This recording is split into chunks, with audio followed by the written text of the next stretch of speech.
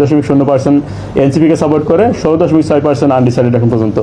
Student group যেটা আমাদের এখানে স্যাম্পল সাইজ ছিল 3,957, তার মধ্যে থেকে 24.3% মানুষ বিএনপিকে সাপোর্ট করে এবং 34.3% হচ্ছে জামাতকে সাপোর্ট করে, 16.2% ইসলামী এনসিপিকে সাপোর্ট করে, 19.2% মানুষ এখানে আনডিসাইডেড এখন পর্যন্ত।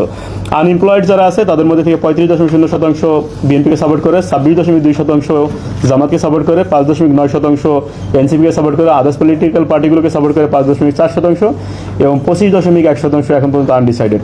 তো আদার্স যারা ছিল তাদের মধ্যে থেকে 28.7% হচ্ছে বিএনপিকে সাপোর্ট করে, 42.9% হচ্ছে জামাতকে সাপোর্ট করে, 7.6% আদার্স পলিটিক্যাল পার্টি এবং 14.6% মানুষ এখন আনডিসাইডেড। এবং সর্বশেষ আমরা যেটা এখানে দেখাতে চাই সেটা হচ্ছে আপনি কোনো পলিটিক্যাল পার্টিকে কেন আপনি এই পলিটিক্যাল পার্টিকে সাপোর্ট করতেছেন বা পছন্দ করতেছেন। আমরা যে প্রশ্নটা করেছিলাম এখানে যে আপনি জামাত ইসলামীকে সমর্থন করার প্রধান কারণ কি কি, সেখানে আমরা বলেছিলাম যে আপনারা দুইটা অপশন এখানে চুজ করতে পারবেন। যখন যে ব্যক্তি বলেছে যে আমি জামাত ইসলামকে সাপোর্ট করি তখনই তাকে প্রশ্নটা করা হয় পরবর্তীতে আপনি জামাত ইসলামকে কেন সাপোর্ট করতেছেন। তখন তিনি যে রেসপন্স করেছিলেন সেটা হচ্ছে জামাত ইসলামী 44.8% ওই রেসপন্স মনে করে যে জামাত ইসলামী লেস করাপ্ট, এই জন্য করাপশন কম করে, এই জন্য আমি তাকে পছন্দ করি। এবং 40.7% লোক মনে করে যে তাদের অনেস্ট ইমেজ, এই জন্য তাদেরকে পছন্দ করি। 30.3% মনে করে তারা ক্যান সলভ লোকাল প্রবলেম, এই জন্য আমরা তাদেরকে পছন্দ করি। এবং 25.5% মানুষ মনে করে ডেমোক্রেটিক ভ্যালুজ আছে তাদের মধ্যে, এই জন্য তাদেরকে পছন্দ করি। আর আমাদের একটা অপশন ছিল এখানে জুলাই রেভলিউশনারি রুল, এখানে জামাতকে সাধারণ মানুষ মনে করে তাদের 16.4% সাধারণ মানুষ মনে করে জামাতের জুলাইতে রেভলিউশনারি রুল ছিল, এই রুলের কারণে আমরা তাকে পছন্দ করি। রুল ছিল বলতে রুলের কারণে পছন্দ করি। এই কোয়েশ্চেনটি যখন আমরা বিএনপি সাপোর্টার যারা তাদেরকে জিজ্ঞেস করেছিলাম যে আপনি বিএনপিকে সমর্থনের প্রধান কারণ কি, তখন 72.1% মানুষ তারা বলেছিল তাদের পাস্ট এক্সপিরিয়েন্স আছে, আগের সরকার চালানোর তাদের অভিজ্ঞতা আছে, এই জন্য আমরা তাদেরকে পছন্দ করি। 72.1% মানুষ। ডেমোক্রেটিক ভ্যালুজ আছে 34.2% মানুষ মনে করতেছিল, ক্যান সলভ প্রবলেমস 26.4% মানুষ মনে করতেছিল, লেস করাপ্ট 22% মানুষ, অনেস্ট ইমেজ 14.8% মানুষ। এবং জুলাই রেভলিউশনারি রুল যখন এটাকে আমরা এইটাতে 9.9% মানুষ মনে করে তাদেরকে আমরা সাপোর্ট করি, তাদের বিএনপির জুলাই রেভলিউশনারি রুল ভূমিকা ছিল। এবং তৃতীয় আমরা যখন আপনি এনসিপিকে সমর্থন করার প্রধান কারণ কি যখন আমরা প্রশ্ন করি তখন তারা 36.7% মানুষ মনে করে এনসিপির জুলাই রেভলিউশনারি রুল ছিল, এই জন্য আমরা তাদেরকে পছন্দ করি। এবং ডেমোক্রেটিক ভ্যালুসের ক্ষেত্রে 30.4% মানুষ এবং ক্যান সলভ প্রবলেমস এরা 29.9% মানুষ, লেস করাপ্ট 26.9% মানুষ। তো একই প্রশ্ন আমরা যেহেতু আমরা শুরুতেই দেখেছি আমরা চারটা পলিটিক্যাল পার্টিকে এখানে নিয়ে আসার চেষ্টা করেছি, যেহেতু পার্সেন্টেজ যদি 1% প্লাস আমরা এই চারটা পলিটিক্যাল পার্টির ক্ষেত্রেই দেখি, সেক্ষেত্রে আমরা ইসলামী আন্দোলন এখানে একটি পলিটিক্যাল পার্টি। আপনি ইসলামী আন্দোলনকে সমর্থন করার প্রধান কারণ কি, 38.3% মানুষ মনে করে তারা লেস করাপ্ট, 34.6% মানুষ মনে করে তাদের অনেস্ট ইমেজ, 30.3% মানুষ মনে করে ক্যান সলভ প্রবলেমস, 34.1% মানুষ মনে করে ডেমোক্রেটিক ভ্যালুস, আর জুলাই রেভলিউশনারি রুলের ক্ষেত্রে 8.8% মানুষ মনে করে তাদের জুলাই রেভলিউশনের ভূমিকা ছিল।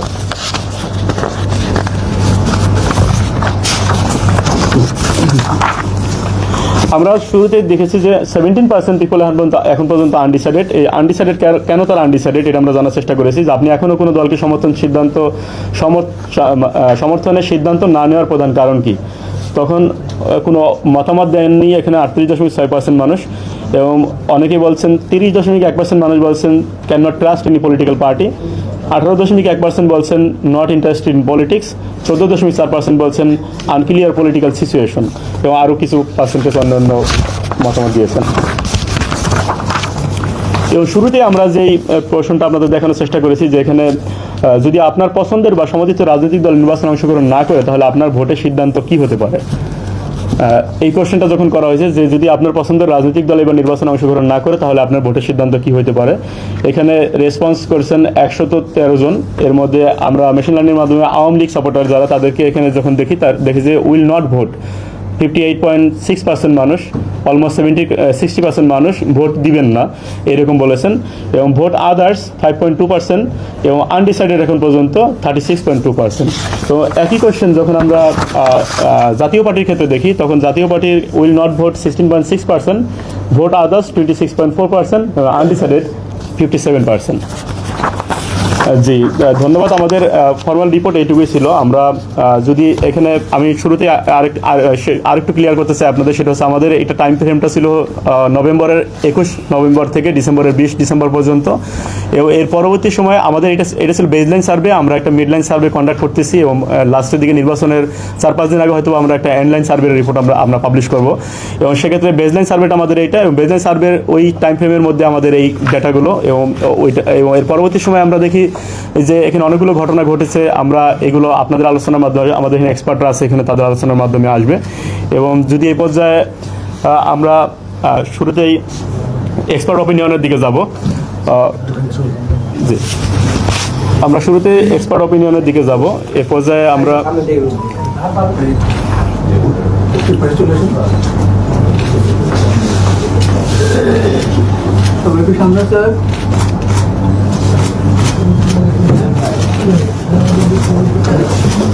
জি ধন্যবাদ। আমরা এ পর্যায়ে এক্সপার্ট অপিনিয়নে দিয়ে যাবো। আমাদের আজকের প্রোগ্রামের ফরমেশনটা হচ্ছে রিপোর্ট আপনাদের সামনে তুলে ধরা, পাশাপাশি হচ্ছে আমাদের এক্সপার্ট অপিনিয়ন, এবং পরবর্তীতে আপনাদের যদি কোনো কোয়েশ্চেন থাকে আমরা কোয়েশ্চেনগুলো অ্যান্সার করার চেষ্টা করব। এবং এ পর্যায়ে আমরা অনুরোধ করছি, আমাদের এখানে উপস্থিত আছেন আমাদের সম্মানিত অতিথি এবং ডক্টর মোস্তাক আহমেদ খান, এবং তিনি প্রফেসর সোয়াস ইউনিভার্সিটি অফ লন্ডন। স্যারকে আমি অনুরোধ করছি আমাদের এই রিপোর্টের উপরে পর্যালোচনা তুলে ধরার জন্য। আমি শফিউল আলম শাহিন, নির্বাহী পরিচালক, international institute of law and diplomacy, IILD। জি শাহিন, দীর্ঘই। আপনি কি এখানে বসলে মনে হয়?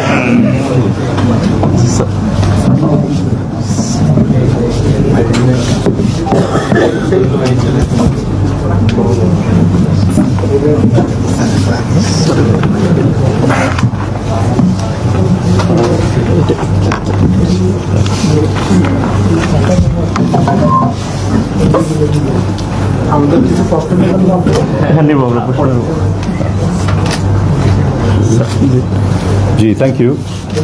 তো আমার নাম মুশতাক হুসেন খান, ময় রসুকার তালিবস্য তোয়াকার ক, হয় রসুকার দন্তস্বয়কার ন, খোয়াকার ন। আমার মুশতাক অনেকভাবে বানান করা হয় বাংলাদেশে। আচ্ছা, আমি সোয়াস ইউনিভার্সিটি অফ লন্ডন এর প্রফেসর। তো জরিপ ভেরি ইন্টারেস্টিং, কিন্তু জরিপ নিয়ে আমাদের একটু সায়েন্টিফিকলি বুঝতে হবে। জরিপ এক মুহূর্তের একটা যাচাই। এখন ডিসেম্বরের মাঝামাঝি সময় আপনাদের জরিপটা মোটামুটি হয়েছে। ওই সময় যদি একটা নির্বাচন হইতো তাহলে কি হইতো, এটা যদি বৈজ্ঞানিকভাবে করা হয় তাহলে সেটার আমরা একটা ধারণা পাবো। এবং আমার মনে হচ্ছে এটা খুব বৈজ্ঞানিকভাবেই একটা জরিপ করা হয়েছে। কিন্তু তার মানে না যে ফেব্রুয়ারির নির্বাচনে এরকম কিছু একটা হবে, তাই না? অনেক ঘটনা ঘটেছে, আরও অনেক ঘটনা ঘটবে, পরে কি হবে সেটা দেখা যাবে। আমি কিছু মোটা দাগের কথা বলতে চাই বিশ্লেষক হিসেবে। সো বিশ্লেষণ আর জরিপ কিন্তু ভিন্ন। এখন জরিপ থেকে আমি কি বিশ্লেষণটা বের করছি আমি সেটা কথা বলতে চাই। দুইটা জিনিস আমার কাছে খুব চোখে পড়েছে এই জরিপে, যেটা খুবই ইন্টারেস্টিং, এবং এই দুইটার ভিত্তিতে আমি একটা বড় মাপের একটা তত্ত্বের কথা বলতে চাই যে এই নির্বাচন কি নিয়ে হচ্ছে। প্রথম জিনিসটা যেটা চোখে পড়ে সেটা হচ্ছে যে 1 বছর আগে যে জরিপগুলো হয়েছিল, ইনোভেশনের একটা বড় জরিপ হয়েছিল, 1 বছর না 6 মাস। হ্যাঁ, তো সেখানে যেটা হচ্ছে ওটাও বেশ সায়েন্টিফিকভাবে করা হয়েছিল, এবং এটা আরেকটা জরিপ, এটাও সায়েন্টিফিকভাবে করা হয়েছে। এখানে পার্থক্যটা কি?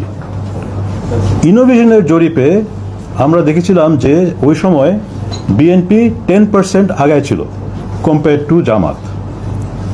ঠিক আছে, ওইটা একটা সায়েন্টিফিক জরিপ ছিল। পরে অনেকে বলে 70% লোক জামাতকে ভোট দিবে, ওগুলো সায়েন্টিফিক না। কিন্তু ইনোভেশনেরটা একটা মোটামুটি সায়েন্টিফিকের জরিপ ছিল। এই জরিপে একটা পরিবর্তন এসছে। এটা এখন কতটা সঠিক কিনা সেটা পরের কথা, কিন্তু ইন্টারেস্টিং যেটা বিশ্লেষণের দিক থেকে একটা চেঞ্জ আসছে। চেঞ্জটা কি? এখন যদি আমরা জামাত প্লাস এনসিপি প্লাস ইসলামিক আন্দোলনের ভোট যোগ করি তাহলে তারা বিএনপির থেকে 10% আগে আছে। মানে টোটালি জিনিসটা উল্টে গেছে। আগে ছিল বিএনপি 10% আগে, এখন হচ্ছে জামাত, এনসিপি আর ইসলামিক আন্দোলন 10% বেশি। এটা হচ্ছে একটা ভেরি ইন্টারেস্টিং, এটা নিয়ে আমরা বিশ্লেষণ করতে পারি কি হচ্ছে কেন হচ্ছে। সেকেন্ড যেটা আমার চোখে পড়ছে এই জরিপে ইন্টারেস্টিং জিনিস, সেটা হচ্ছে কারা কোন দিকে ভোট করছে। এখন এখানে দেখা যাচ্ছে জরিপে যে যারা তরুণ, যারা বেশি শিক্ষিত, যারা শহুরে, তারা জামাত এনসিপির দিকে ভোট দিচ্ছে। যারা ব্যবসায়ী, যারা শ্রমিক বা কৃষক, তারা বিএনপিকে বেশি ভোট দিচ্ছে। এটাও ভেরি ইন্টারেস্টিং। এখন এই দুইটা ইন্টারেস্টিং জিনিস ইনোভেশনও একই রকম ট্রেন্ড ছিল।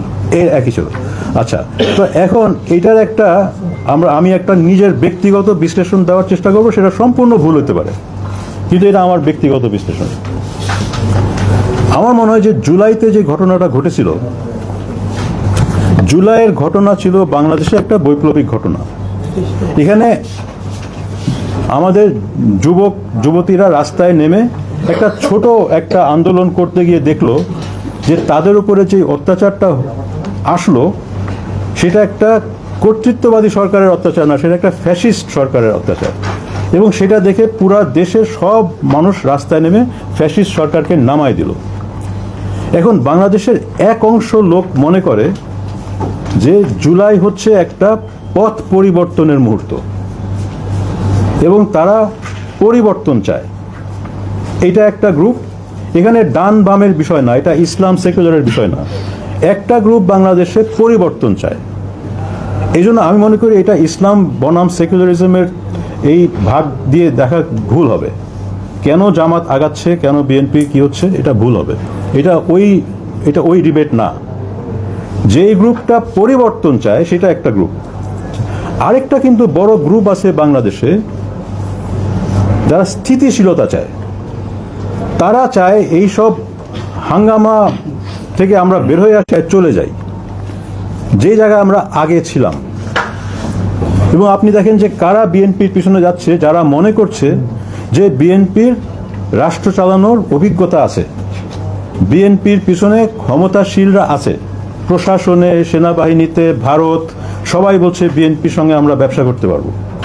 অর্থাৎ যারা স্থিতিশীলতা চায় তারা বিএনপির দিকে ঝুঁকছে, যারা পরিবর্তন চায় তারা জামাত এনসিপির দিকে ঝুঁকছে। আমি মনে করি এটাই হচ্ছে এই আসন্ন নির্বাচনের মূল দ্বন্দ্ব। এখন এখানে হচ্ছে আমাদেরকে নাগরিক হিসেবে, আমি ব্যক্তিগতভাবে কোনো পক্ষে না, আমি ব্যক্তিগতভাবে পরিবর্তন দেখতে চাই বাংলাদেশে, আবার মোটামুটি স্থিতিশীলতাও আমি চাই। আমরা সবাই সেখানে। ব্যাপারটা হচ্ছে পরিবর্তন আর স্থিতিশীলতা কিন্তু সাংঘর্ষিক। আপনি যদি একেবারেই স্থিতিশীল চান, যে যারা আগে যাদের ক্ষমতা ছিল, যারা আগে পয়সা বানাইছে, যারা আগে ক্ষমতাশীল ছিল, তাদেরকে আমরা টাচ করব না, কারণ তাদেরকে টাচ করলে তারা গন্ডগোল করবে। আপনি যদি স্থিতিশীলতা চান এমন পর্যায়ে যে আপনি কাউকেই টাচ করবেন না, তাহলে কোনো পরিবর্তন হবে না। এবং যারা মনে করে যে ওইভাবেই আমরা আবার অর্থনীতি চালাবো, প্রবৃদ্ধি হবে, আমি ব্যক্তিগত মনে করি ভাবে এটা হবে না, কারণ ওই মডেল ফেল করেছে। ওই মডেলে আমাদের আসলে টেকসই প্রবৃদ্ধি উন্নয়ন হয় নাই। আবার উল্টো দিকে যদি কেউ মনে করে আমরা সবই কালকে পরিবর্তন করে ফেলবো, বিপ্লবিক একটা পরিবর্তন করে ফেলবো, তাহলে তাদের যেই বিরোধিতা আসবে বিভিন্ন মহল থেকে, প্রশাসনের ভিতর থেকে, বিভিন্ন এজেন্সির ভিতর থেকে, ব্যবসায়ী মহল থেকে, বাইরের জগৎ থেকে, ভারতের থেকে, আপনি সবই একসঙ্গে পরিবর্তন করে ফেলবেন, তাহলেও আপনি টিকবেন না। অর্থাৎ এই জিনিসটাকে আমাদেরকে পরিষ্কার করতে হবে যে এই দুই জোট কে কোন পরিবর্তন চায় আর কে কিভাবে স্থিতিশীলতা রাখবে, আমাদের এটাকে জানতে হবে। কারণ এটা না জেনে না বুঝে আমরা ভোট করতেছি, ভাবতেছি যে আমাকে জামাত এটা দিবে, আমাকে বিএনপি এটা দিবে। এমনও হইতে পারে যে জামাত এসে কোনো পরিবর্তন করবে না, বা বিএনপি এসে স্থিতিশীলতা রাখতে পারবে না, হইতেই পারে। বিএনপি এসে স্থিতিশীলতা রাখতে গিয়ে দেখবে যে আমি স্থিতিশীলতা রাখতে পারতেছি না, অর্থনীতি ভেঙে পড়ছে। বা জামাত এসে হয়তো আমাদেরকে সবাইকে মানে অবাক করবে যে সে পরিবর্তন করলো না, হইতে পারে। তো তো এখন আমাদের করণীয়টা কি? এই জরিপটা হচ্ছে একটা সুযোগ আমাদেরকে সবাইকে দলগুলোর সামনে দাবি করা যে আপনি আমাদেরকে বুঝান যে আপনারা কি করবেন, পরিবর্তনের ক্ষেত্রে কি করবেন। শুধু বললে যে আমরা দুর্নীতি চাই না, শুধু বললে যে আমরা চাঁদাবাজি চাই না, এটা যথেষ্ট না। দুর্নীতির সম্বন্ধে আপনারা ক্রিটিক্যালি কি করবেন? এই যে চুরি হয়েছে এত হাজার হাজার লক্ষ লক্ষ কোটি টাকা, এই সরকার সেটা ফেরত আনার কাজটা শুরু করেছে, শেষ করতে পারে নাই। কেন পারে নাই? কারণ তারা আইনের মাধ্যমে চুরির টাকা ফেরত আনার চেষ্টা করতেছে। আইনের মাধ্যমে আনা খুব কঠিন, আপনাকে রাজনৈতিক ক্ষমতা ব্যবহার করতে হবে এটা ফেরত আনার জন্য। তো আমাদের জানতে হবে যে পরবর্তী যে রাজনৈতিক সরকার যেটা আসবে, কারণ এই সরকার বলছে আমরা তো রাজনৈতিক সরকার না, আমরা ওই ক্ষমতা প্রয়োগ করতে পারবো না। তো রাজনৈতিক সরকার কি করবে? এই যে চুরির টাকা এরা কিভাবে ফেরত আনবে? আমাদের যে এই যে উঁচু মূল্যে আমাদের সব এই বিদ্যুৎ দেওয়া হয়েছে চুক্তি, এগুলো নিয়ে তারা কি করবে? আমাদের যে বৈদেশিক চুক্তিগুলো হয়েছে সেই নিয়ে তারা কি করবে? আমাদের যে ব্যাংক চুরি হয়ে গেছে, ব্যাংক তারা কিভাবে ঠিক করবে? আমাদের যে প্রত্যেকটা নিয়োগ দেওয়া হয় দলীয় কারণে এবং দুর্নীতির মাধ্যমে, এই নিয়োগ ব্যবসা তারা কিভাবে থামাবে? আমরা জানতে চাই। যতই কংক্রিট মানুষের কথা বলবে যে আমরা আসলে আমরা এইটা করব, যাতে করে নিয়োগের ক্ষেত্রে নিয়োগ ব্যবসা না হয়, কি করবেন আপনারা? আমরা জানতে চাই। তাহলে এই জিনিসটা নিয়ে মানুষের সঠিকভাবে ভোট দিতে পারবে যে আমরা পরিবর্তন চাই, এই পরিবর্তন চাই। আর আপনি যদি মনে করেন যে আপনি স্থিতিশীলতা দিবেন বাংলাদেশকে, তাহলে কিভাবে দিবেন? আপনার মিত্র কারা, শত্রু কারা? আচ্ছা, ভারত তো অলরেডি বলে দিয়েছে তারা জামাতকে চায় না। তাহলে জামাতকে বলা উচিত যে ভারত ছাড়া তারা অন্য কার সঙ্গে তারা মৈত্রী করবে? তারা কি চায়না, আমেরিকা, পাকিস্তান, কার সঙ্গে? আমরা জানতে চাই। ভারত বাই দ্য ওয়ে এখন দুনিয়াতে কিন্তু শক্তিশালী শক্তি না, সবাই ভারতকে ত্যাগ করেছে। ভারত ছাড়া কিন্তু আমাদের এখানে টিকে থাকা খুবই সম্ভব, কিন্তু আপনাকে একটা স্ট্র্যাটেজি দিতে হবে। আমি বলছি না বিএনপি ভারতকে চায়, বিএনপি কিছু বলে নাই, বিএনপি হয়তো ভারতকে চায় না। বিএনপিকে বলা উচিত তার আন্তর্জাতিক মিত্ররা কারা। ঠিক আছে? কারণ হচ্ছে যে এখন মানুষ শুনতেছে যে ভারত বলতেছে আমি বিএনপিকে চাই, তো বিএনপি কি ভারতকে চায়? আমার তো মনে হয় না। তাহলে বিএনপিকে বলা উচিত তার মিত্র কারা, জামাতকে বলা উচিত তার মিত্র কারা, নাহলে মানুষ ভুল কারণে ভুল মানুষকে ভোট দেবে। ঠিক আছে? তো এখন এই আগামী মাসটা হবে খুবই গুরুত্বপূর্ণ বাংলাদেশের জন্য। এই নির্বাচনটা আমার মতে হবে পরিবর্তন বনাম স্থিতিশীলতা। আমি কতটা পরিবর্তন চাই, কতটা স্থিতিশীলতা চাই, এবং দুই দল যখন এটা পরিষ্কার করবে, আমরা সত্যিকার অর্থে একটা ভালো নির্বাচন হবে এবং সত্যিকার অর্থে আমাদের একটা দিক নির্দেশনার নির্বাচন হবে। কিন্তু না হলে যেটা এই যে আবছা মানে অন্ধকার ঘরে হাতি ধরে ধরে এটা কি হাতি না ঘোড়া আমরা বোঝার চেষ্টা করতেছি, এটা যাতে না হয়। এবং এইটাই হচ্ছে আমি এক্সাইটেড এই জরিপটা নিয়ে। আমি এই জরিপটা নিয়ে এক্সাইটেড কারণ এই জরিপটা নিয়ে আমরা অনেক আলোচনা করতে পারি এবং এটা নিয়ে আমরা দলগুলোর সামনে গিয়ে বলতে পারি যে ভাই এটা বুঝান।